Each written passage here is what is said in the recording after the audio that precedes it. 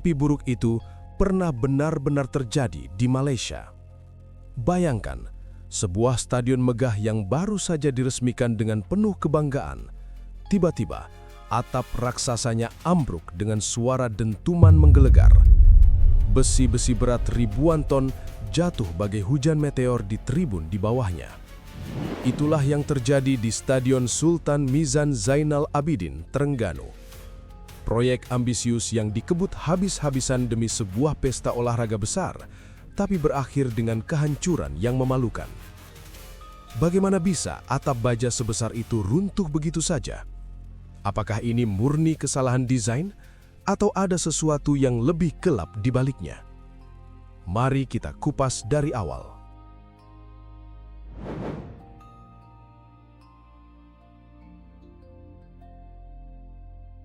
Tahun 2008, giliran negeri Terengganu menjadi tuan rumah SUKMA, ajang olahraga nasional Malaysia yang setara dengan PON di Indonesia.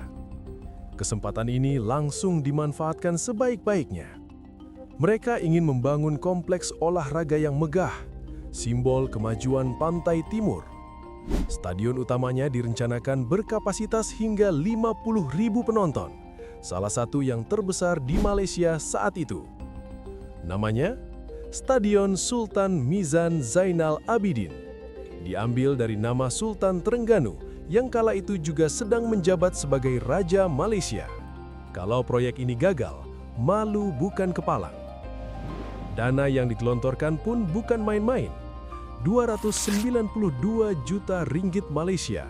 Saat itu setara sekitar 1 triliun rupiah hanya untuk satu stadion saja. Tapi, ambisi besar ini tidak diimbangi dengan waktu yang cukup.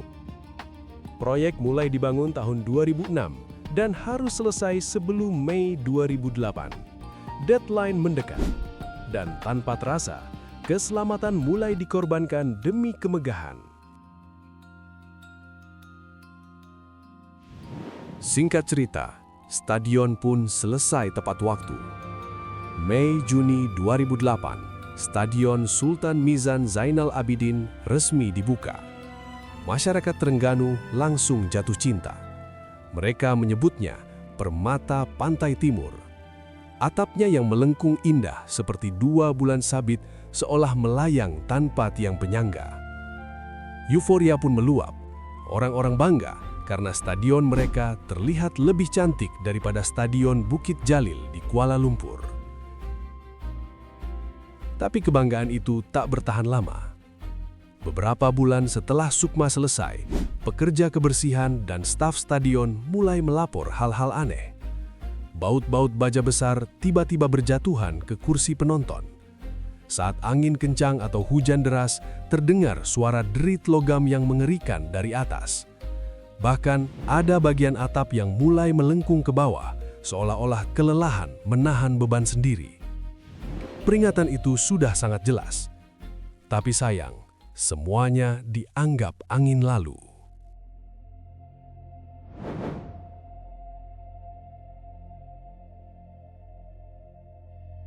Hingga akhirnya, gravitasi tidak pernah berbohong. Pagi itu, 2 Juni 2009, sekitar pukul 9.30, tiba-tiba, DUM! Suara dentuman menggelegar seperti bom meledak. Lebih dari separuh atap baja di sisi timur, panjangnya hampir 300 meter, runtuh sekaligus. Ribuan ton besi hancur berkeping-keping, menghantam tribun, menghancurkan kursi-kursi, dan meluluh lantakan area VVIP serta Royal Box yang khusus dibuat untuk Sultan. Untunglah saat itu stadion kosong. Bayangkan kalau ini terjadi setahun sebelumnya, saat upacara pembukaan SUKMA yang dihadiri puluhan ribu orang, termasuk Raja Malaysia sendiri.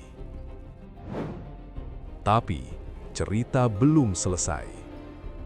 Februari 2013, 4 tahun kemudian, pemerintah akhirnya menyewa kontraktor baru untuk membongkar sisa-sisa atap tua. Saat pekerja sedang memotong kerangka baja tua itu, bencana kedua terjadi. struktur baja puluhan meter ambruk lagi. 5 pekerja terjebak di bawahnya.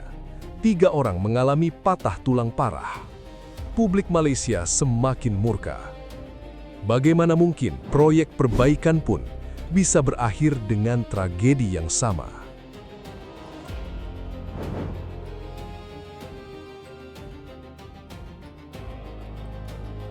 Setelah keruntuhan pertama, pemerintah membentuk tim investigasi.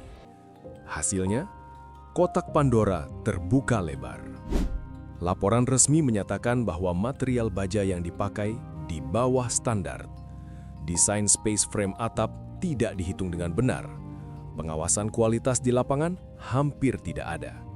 Semua tingkatan proyek gagal. Ambisi kebut 700 hari demi Sukma telah memaksa semua orang memangkas prosedur keselamatan. Sistem asal jadi ini malah membuat Stadion Sultan Mizan rusak dan tidak bisa digunakan lagi setelahnya. Akibatnya, stadion yang dulu dibanggakan itu terbengkalai selama bertahun-tahun. Rumput lapangan tumbuh liar, biaya pembersihan puing-puing mencapai puluhan juta ringgit lagi, semua dari uang rakyat. Akhirnya, pemerintah menyerah. Stadion Sultan Mizan direnovasi dan dibuka kembali, tapi tanpa atap. Mahkota megah yang dulu dibanggakan itu hilang selamanya. Sekarang, stadion itu sudah dipakai lagi, tapi laporan lengkap investigasi tak pernah dirilis secara terbuka. Tak ada satupun yang benar-benar dihukum penjara atas kelalaian ini.